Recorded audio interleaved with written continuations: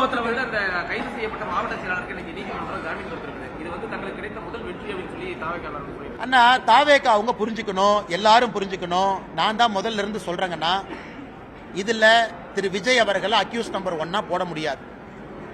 அதே நேரத்தில் ஜாமீன் என்பது இயல்பாக எல்லாருக்கும் கிடைக்கத்தான் போகுது. இவங்க யாரும் போய் கொலை பண்ணல, யாரும் கத்தி எடுத்து குத்துல.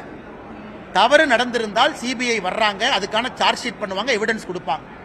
இன்னைக்கு ஒருவேளை வேகமா ஜாமீன் கிடைச்சிருக்குன்னா அரசு தரப்பு வழக்கறிஞர்கள் அவங்க குற்றச்சாட்டு வச்சிருக்கிறாங்க, குற்றச்சாட்டுக்கான ஆதாரத்தை கொடுக்க முடியவில்லை என்ற அர்த்தம் தான்.